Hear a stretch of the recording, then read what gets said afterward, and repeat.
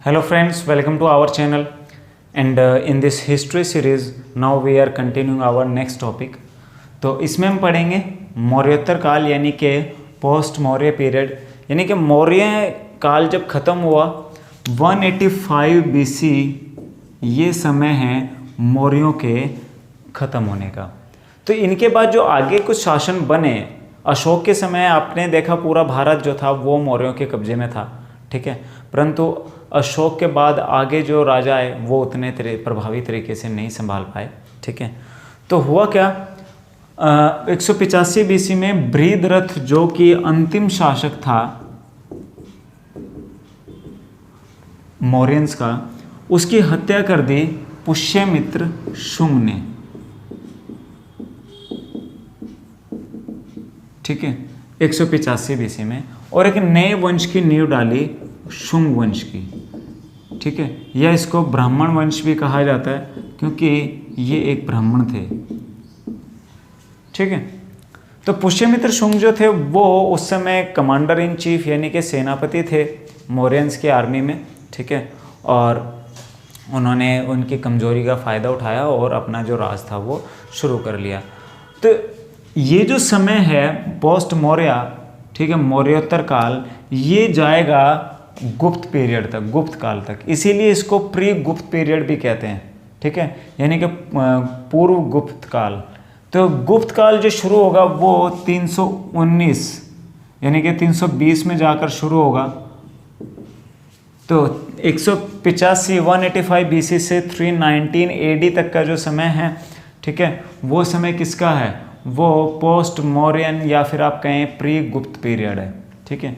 अब इस बीच बहुत सारे अलग अलग जो शासन था वो टूट चुका था, अलग अलग इलाकों में अलग अलग राजा आ गए, ठीक है। और जो मौर्य शासन के अवशेष थे उन पे दो तरीके से कब्जे हुए। एक तो हम पढ़ेंगे नेटिव, ठीक है, नेटिव रूलर्स, यानी कि जो कि भारतीय शासक ही थे जिनका संबंध भारत से था। उसके अलावा कुछ ऐसे शासक थे जो भारतीय नहीं थे, फॉरेन, ठीक है, फॉरेन रूलर्स,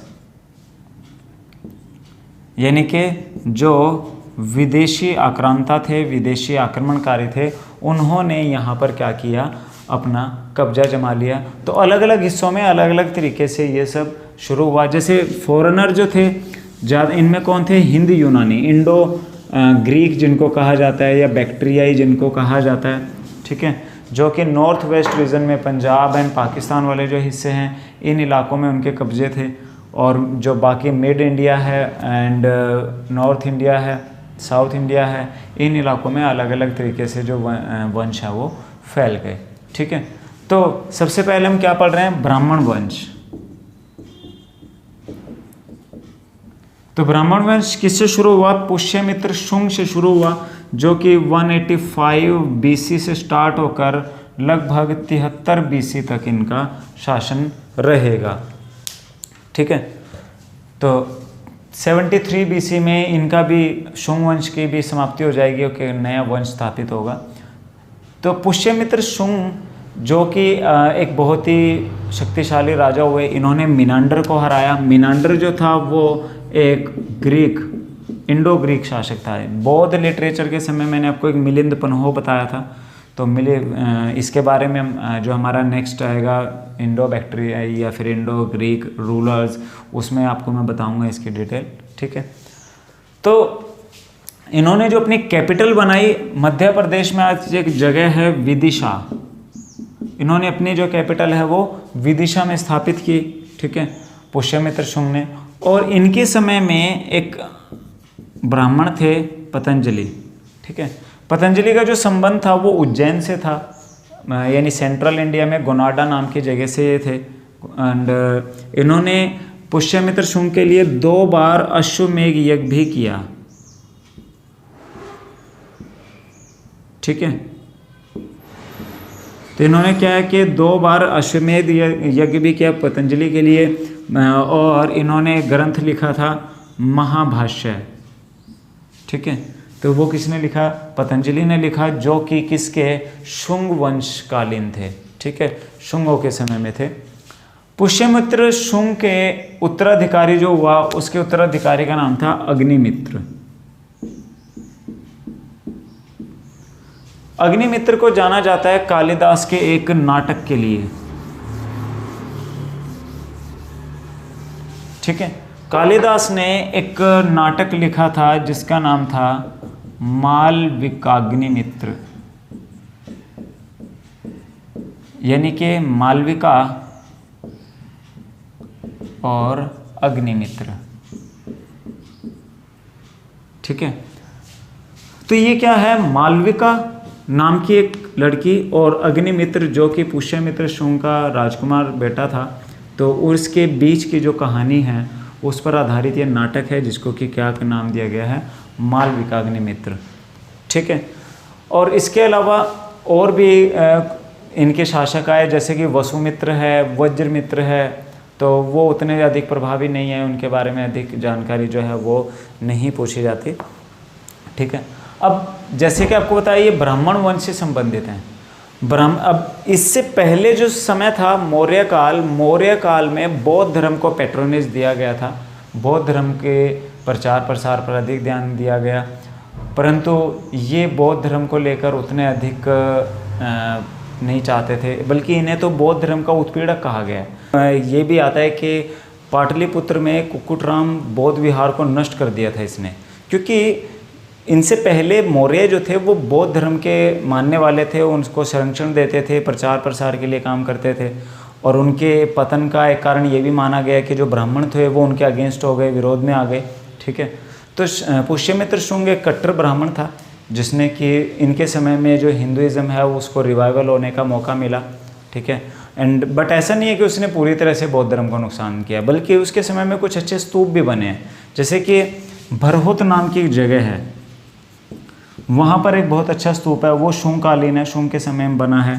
सांची में जो कि अशोक के समय में स्तूप बना था, उस समय उसकी जो रेलिंग थी वो लकड़ी से बनाई गई थी, उसकी जगह उसने उसे पत्थर की बनवाया और अच्छा उसके में एक डिज़ाइनिंग उसमें कराया।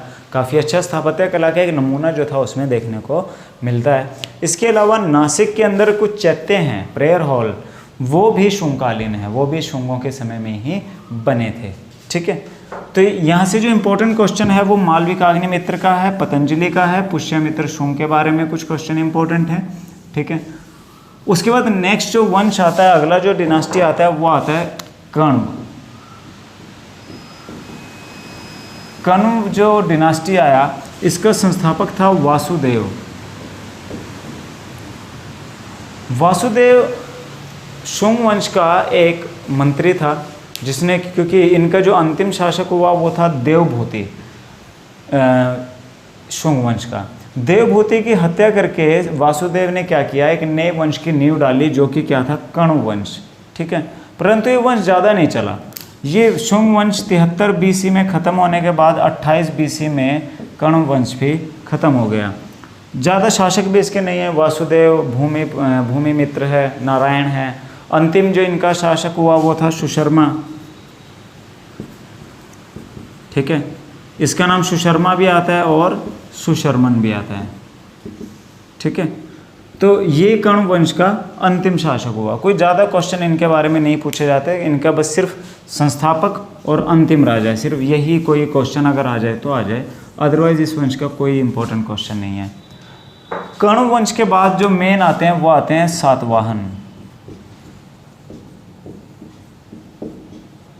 सातवाहन वंश, जिनको कि आंध्र भृत्य भी कहा गया है। ठीक है, सातवाहन वंश जिसको कि आंध्रा से रिलेट किया जाता है, परंतु शुरुआती तौर पर ये आंध्रा में नहीं थे, बल्कि महाराष्ट्र के इलाकों में थे, जो उत्तरी महाराष्ट्र के इलाके हैं, वहाँ पर इसकी वंश की स्थापना की थी शिमुक ने, और इन्होंने राजधानी अपनी बनाई थी प्रतिष्ठान। प्रतिष्ठान आज मध्य प्रदेश महाराष्ट्र में औरंगाबाद जिले के पास है। ठीक है, प्रतिष्ठान वो इनकी राजधानी थी। तो इन्होंने अपना जो राज है वो लगभग शिमुक ने 60 BC में उस एरिया में अपना कब्जा जो था वो जमा लिया था, और वहाँ पर सातवाहन वंश की नींव रख दी थी। सातवाहन वंश जो है ये 60 BC से शुरू हुआ और लगभग 225 AD तक चला। ठीक है, और भी इसका शासनकाल रहा है। तो डायरेक्ट इनडायरेक्ट मिला के माना जाता है कि ये वंश 400 लगभग 400 सालों तक सत्ता में रहा, और ये प्राचीन भारत में दक्षिण भारतीय वंशों में सबसे लंबा शासन करने वाला शासन जो है वो माना जाता है सातवाहन। इनके जो इम्पोर्टेंट क्वेश्चन हैं, एक तो इनका इम्पोर्टेंट क्वेश्चन सिक्कों से संबंधित है।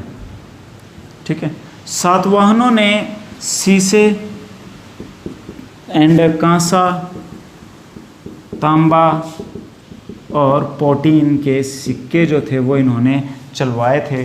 ठीक है, शीशे के मेनली इन्होंने सिक्के चलवाए, और ये जो शीशा उस समय में मंगाते थे सिक्के बनाने के लिए वो रोम से मंगाया जाता था। ठीक है, तांबे के और इसके अलावा सोने के सिक्के इन्होंने नहीं चलवाए, वो इंडो ग्रीक शासकों ने चलवाए थे भारत के अंदर। ये इनका सबसे इम्पोर्टेंट क्वेश्चन पूछ लिया जाता है सातवाहनों से। सातवाहनों की जो ऑफिशियल लैंग्वेज थी, राजकीय भाषा, वो प्राकृत थी। ठीक है, इनके समय में काफ़ी काम जो है वो प्राकृत भाषा पर ही हुआ, और लिपि जो इनकी थी ऑफिशियली वो थी ब्राह्मी। ठीक है, ब्राह्मी लिपि इनकी राजकीय लिपि थी।